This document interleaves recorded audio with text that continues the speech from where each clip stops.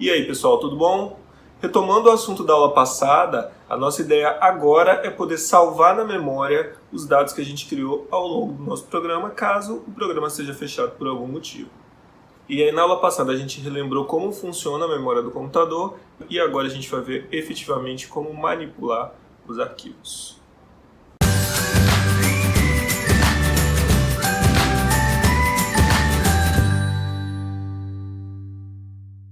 A persistência dos dados consiste em fazer com que os dados continuem salvos depois que o programa foi encerrado. E a forma mais simples de se realizar a persistência dos dados é através de arquivos textos. Por exemplo, a gente pode considerar um arquivo txt, que é só texto, ou um arquivo .py, .c, .java, com qualquer código numa linguagem de programação.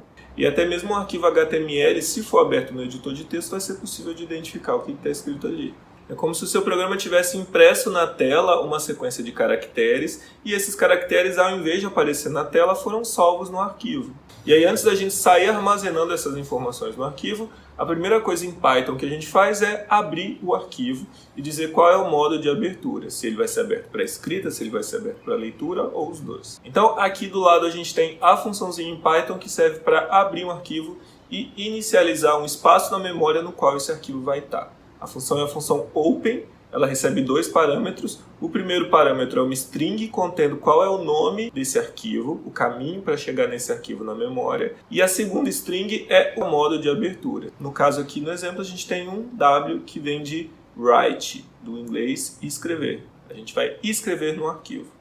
E a função open retorna uma variável que aqui a gente está chamando de f de file, que significa simplesmente o espaço na memória onde vão estar as informações que a gente vai salvar. A gente vai salvando as informações da memória RAM. Como vocês lembram da aula passada, a memória RAM tem um acesso muito mais eficiente e quando a gente terminar de inserir nesse espaço da memória, representado pelo f, a sequência de dados que a gente quer que fique no arquivo, aí sim, no final, a gente vai chamar a função close, que é o contrário da open, que vai efetivamente pegar todos esses dados que foram salvos na memória e salvar essas informações no arquivo texto, que vai ser gravado no HD. Se a gente quisesse ler do arquivo, seria R de read.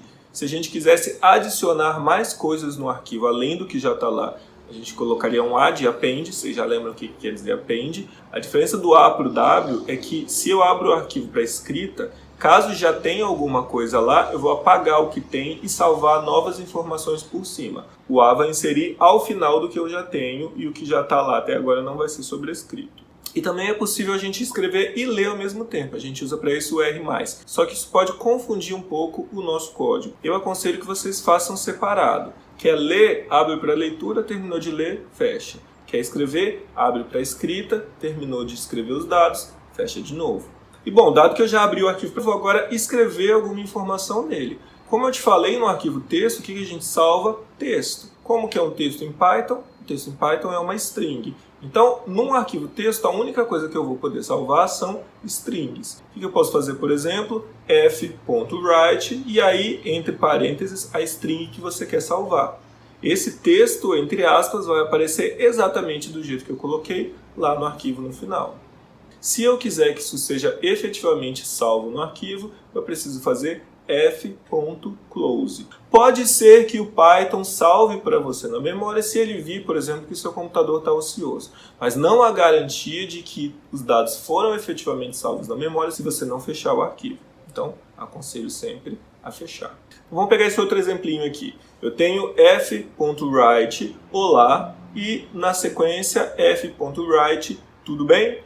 O que vocês acham que vai sair no arquivo? Olá, tudo bem. Abri o arquivo, escrevi duas strings na sequência e agora o que eu vou fazer? Fecho o arquivo e aí eu vou abrir o arquivo .txt, que foi criado pelo programa, num editor de texto para ver o que apareceu lá. E a gente tem aqui o arquivo que foi criado.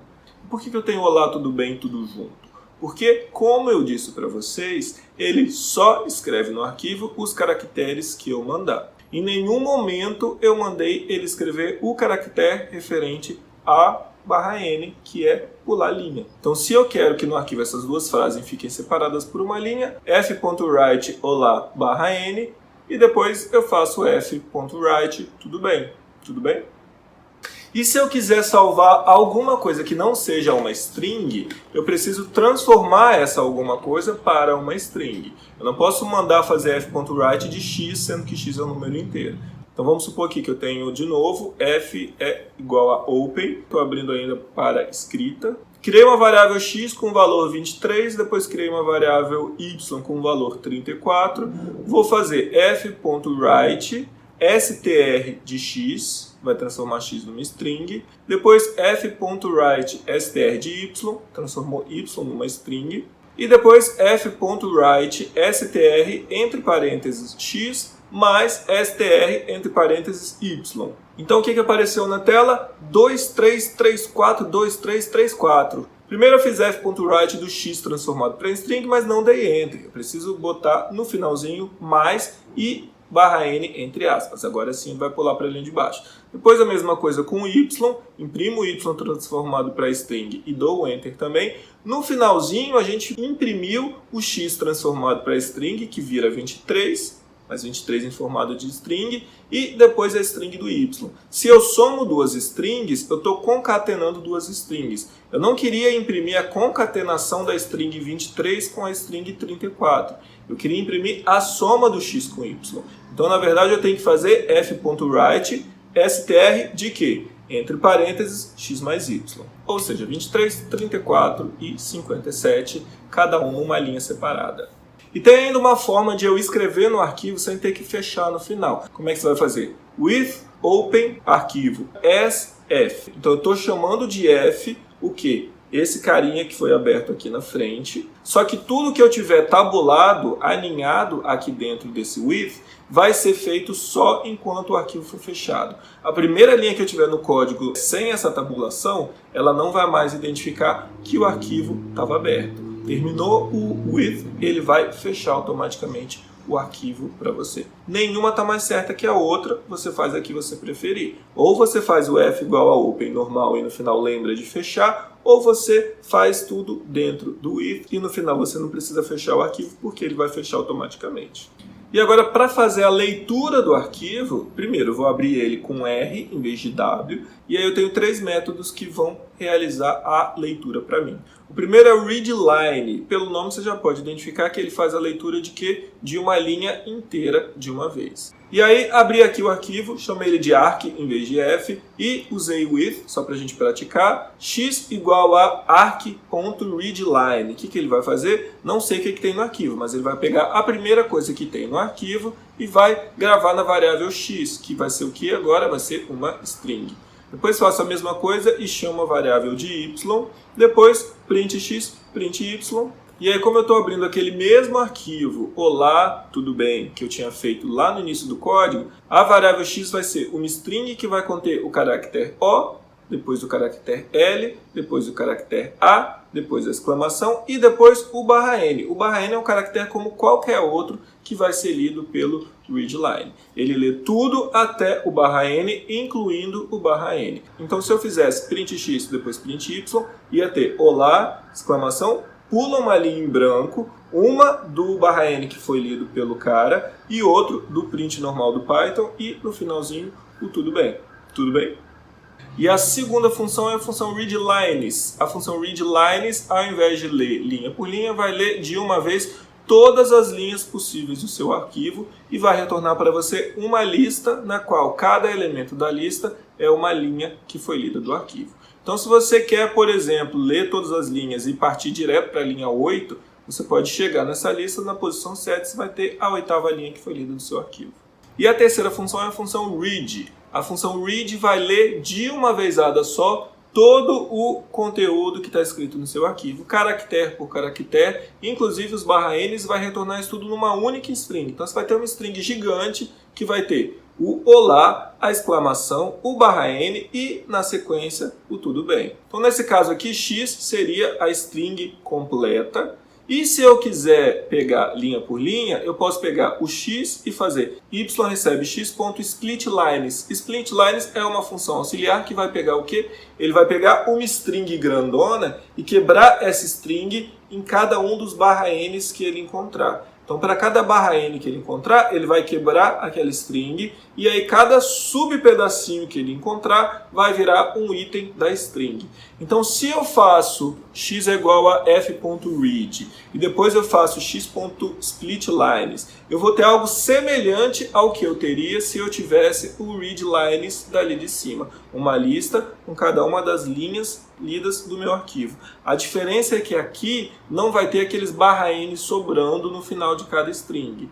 E por último, além dessas três funções, tem uma quarta forma, mas que não é bem uma função, que você pode usar para você percorrer simplesmente todas as linhas do seu arquivo. Vou abrir o arquivo para leitura, with open, nome do arquivo, vírgula r, as, arc. O que eu vou fazer agora? For linha in arc. For linha em arc diz que eu vou pegar cada uma das linhas do meu arquivo e chamar de linha. E aí, cada vez que eu entrar nesse loop, linha vai ser uma string correspondente ao que foi lido naquela linha do arquivo. Nesse caso, eu vou ter o /n aqui. Aí eu posso fazer linha, recebe linha, ponto, strip. Strip, arranca o /n fora da string. E aí, se eu fizer print x, ele vai imprimir a linha sem o /n no final. Então, lembrando, eu posso abrir o arquivo para escrita e para leitura.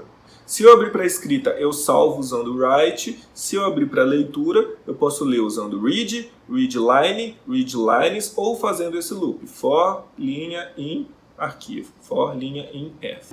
No final, tudo que foi salvo vai ser salvo sempre como uma sequência de caracteres e eu só posso salvar strings. Se eu quero salvar uma variável e não quero que ela seja string, eu preciso salvar um arquivo binário. Então vamos agora para arquivos binários. Num arquivo binário, as informações não são salvas como texto, elas são salvas exatamente como elas são. Se é uma string, ela vai ser salva com caracteres. Se ela é um número, ela vai ser salva com aquele número na memória, sem transformar aquilo para uma sequência de caracteres da tabela ASCII, da tabela Unicode ou de qualquer tabela que seja. E aí, ao contrário de um arquivo texto, eu não posso pegar um arquivo binário e abrir ele no editor de texto. Até posso, ele vai abrir, só que eu não vou entender o que está lá. Então, se a gente pega um programa qualquer, por exemplo, que é um arquivo binário, e tenta abrir no editor de texto, a gente vai ver esse monte de caractere maluco aqui, esse monte de caveirinha, cobrinha, sei lá, que não quer dizer absolutamente nada pra gente. Por quê? Porque ele não foi salvo com o intuito de ser aberto na memória depois.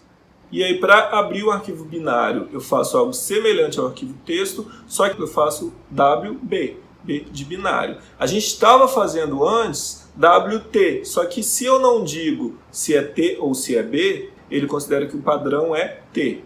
Então, WT se for texto, WB se for binário, RB se for leitura, binário, AB se for append no arquivo binário e assim sucessivamente. E aí, uma vez aberto, eu poderia ir salvando informações nesse arquivo através da função f.write, mas eu teria que ir fazendo isso de byte em byte. Para cada byte de cada uma das informações que eu quero salvar, eu teria que ir dando f.write, e isso ia dar um trabalho do caramba para a gente fazer, pelo menos em Python.